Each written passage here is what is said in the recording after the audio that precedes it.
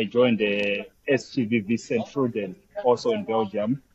I played there for 4 years, and then in 2010 I got a knee injury, and that knee injury kind of stopped my career. I managed to play one more season in the lower division with Capellan, but it was now just to try to see if I can get back to my old level. At that moment, I realized that I'll never get my old level. I'll never reach the level that I wanted. So rather than spending time going from one team to another, I said, no, I'm done with football. So 24th, I stopped with football.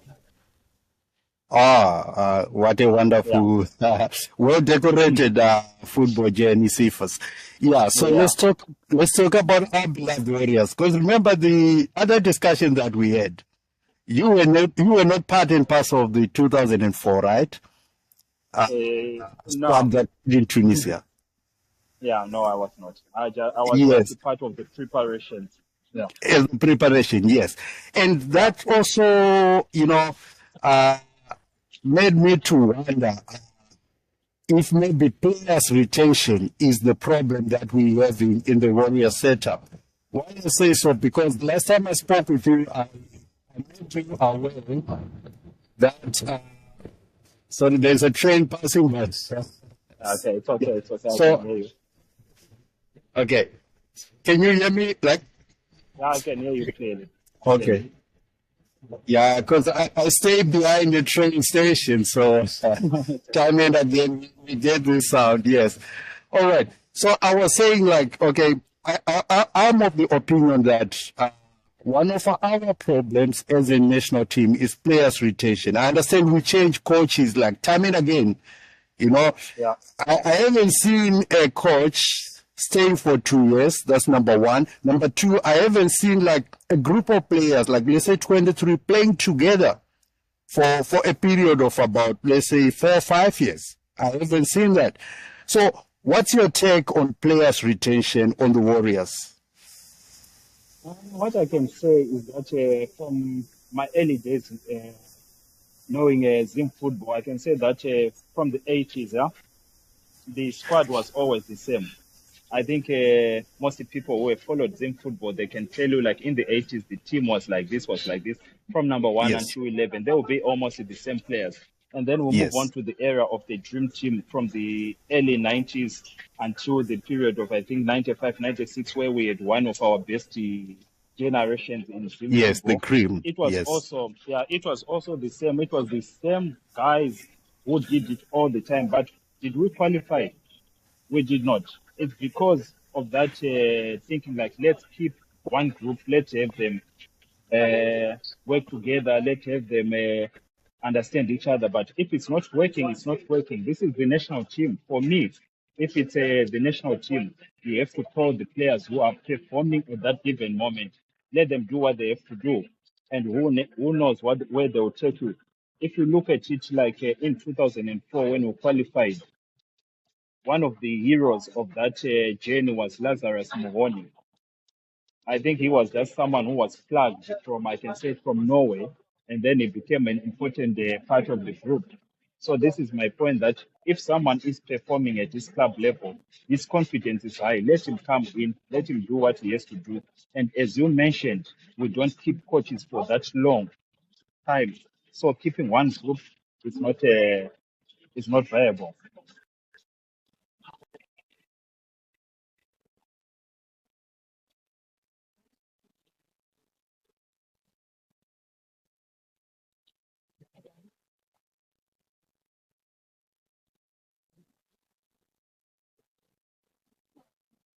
Yeah, yeah.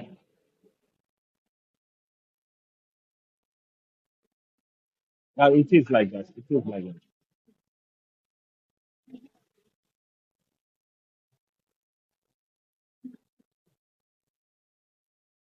Yeah,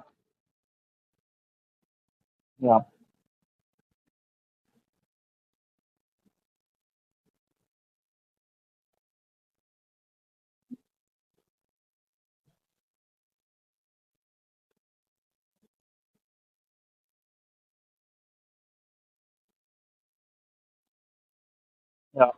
yeah. Yeah.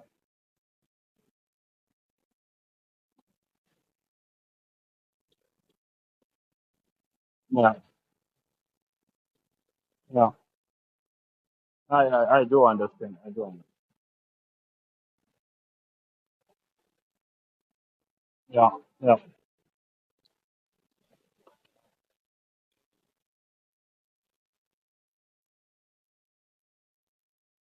Yeah.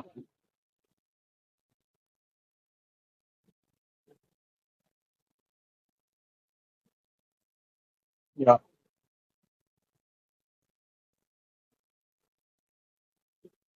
Yeah.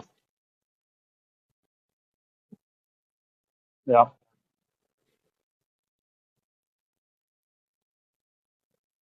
Correct.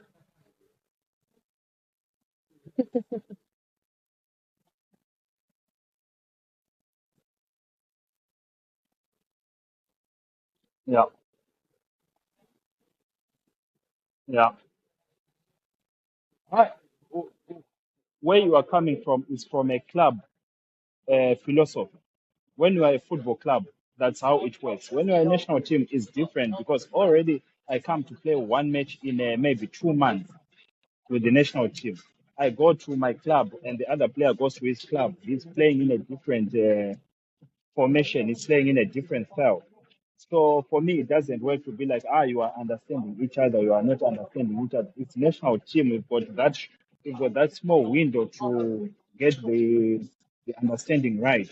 So if you are top players, you are going to understand each other like in that short period. So the thing of okay, we have to play for that long time together, and then it will come. It does, how can I say it? If we say like now we are in 2025 and we say we want to qualify for the next World Cup in 2030, not in 2026, in 2030, then already from now we start to build a team with a vision for 2030. So it means our team is already now with the under 17s, under 20s. You are already making them play games together. You are making them be in a training camp for a long time so that they understand each other. And there is a technical director who is really working with that group of under 20s and the first team football, getting to talk to the national team coaches to say, listen, there are these young boys coming. Oh, and we have this kind of boys in the first team already. Like at this given moment, we have a good group of young players already in the first team. So if you incorporate those and the young boys will be coming, then you say our target is 2030. You can work on like that. But for us over the years, it has always been a matter of okay, next year there are AFCON qualifiers. We start from now. And then we say next year there are World Cup qualifiers. We start from now. No, if you look forward 4 years time, that's how you can work with a group that is going to work together. That's my view on this.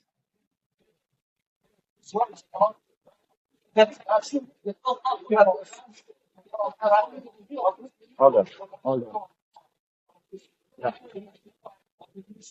Yes.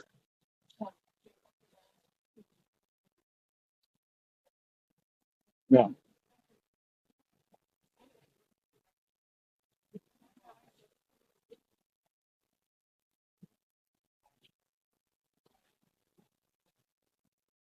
Yeah. Yeah.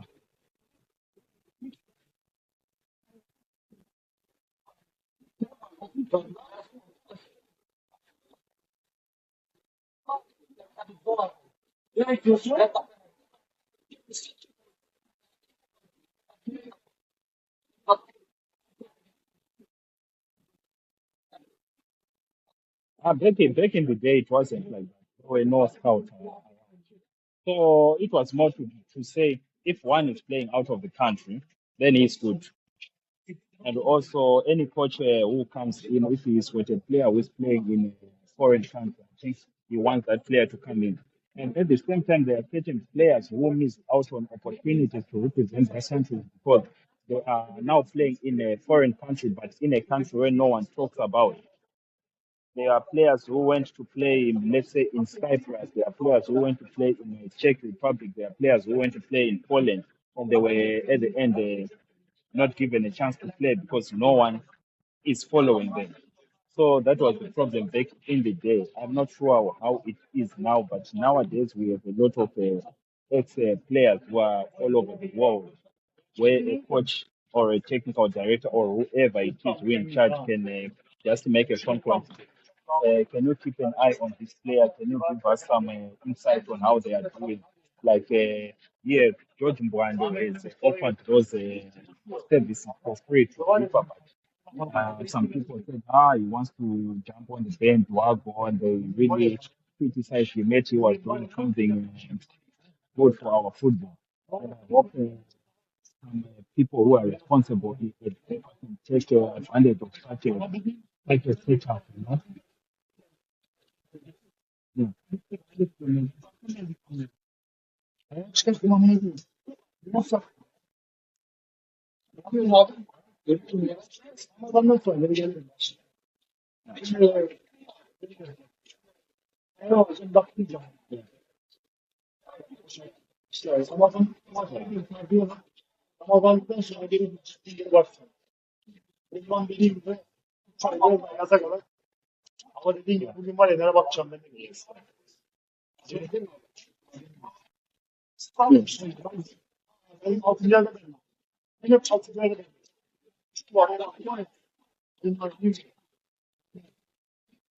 Yeah, that's what I said. Like, FIFA has to take advantage of a lot of, let's say, ex players who are there.